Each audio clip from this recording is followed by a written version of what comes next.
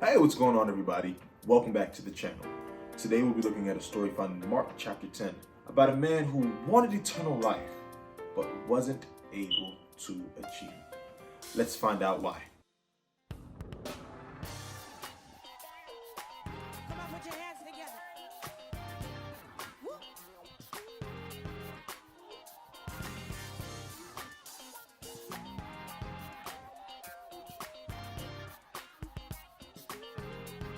Like I said, we're digging into Mark chapter 10 today, and we're going to start at verse 17. Let's go. So it says, "Now as he was going out on the road, one came running, knelt before him, and asked him, 'Good teacher, what shall I do that I may inherit eternal life?' Jesus said to him, 'Why do you call me good? No one is good but one, that is God. You know the commandments. Do not commit adultery. Do not murder. Do not steal. Do not bear false witness. Do not defraud. Honor your father and your mother.' And he answered and said to him, 'Teacher, all these things I have kept from my youth.' Then Jesus, looking at him, loved him and said to him, 'One thing you lack. Go your way, sell whatever you have, and give to the poor, and you will have treasure in heaven. And come, take up the cross and follow me.' But he was sad at this word and went away sorrowful, for he had great possessions." Now, wow, this is such a crazy story, and there's a lot to unpack here. But I really want to focus on verse 21, where it says, "Then Jesus, looking at him, loved him and said to him, 'One thing you lack.'" So, wow, this young man, right? He has a desire to find out a way to get to heaven or have eternal life, right? And Jesus says, "Hey, young man, well, are you keeping the commandments?" And he says, "Yes, I'm keeping the commandments, and I've been doing that from since I was young." But yet, even though he's keeping the commandments, Jesus still told him that he was lacking something. So does that mean that the commandments are not enough? Well, yes and no.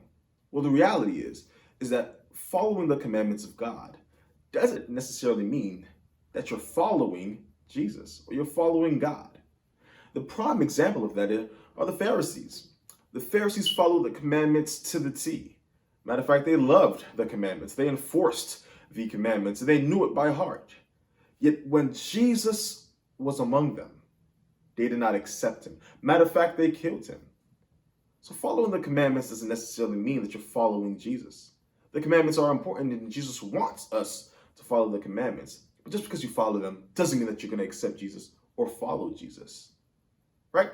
So Jesus says to the man, "You lack something." And the thing that he lacked wasn't pertaining to the commandments. It was pertaining to his heart. You see, the young rich ruler, the young rich man, had something occupying his heart, and that was his possessions. These possessions occupied his heart, and these possessions were his first priority.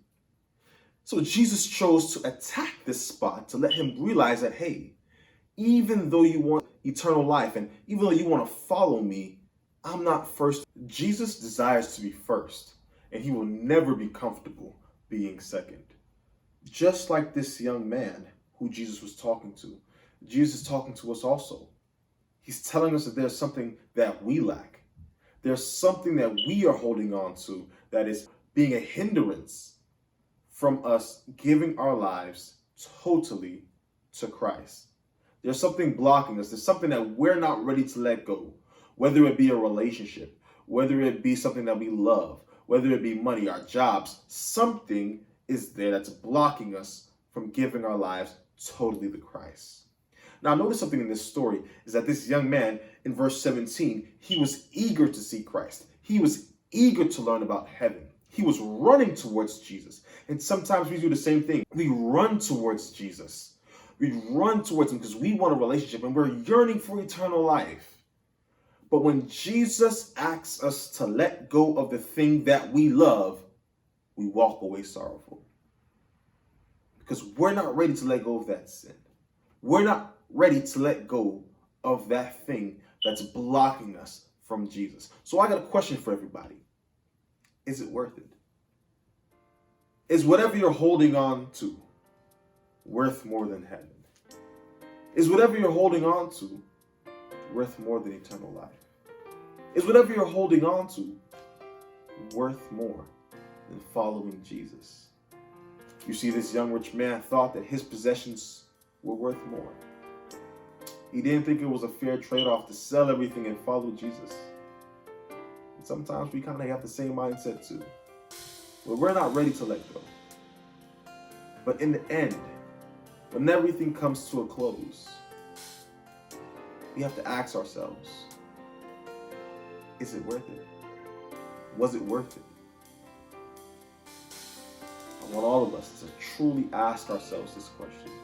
Is whatever we're holding on to worth more than eternal life?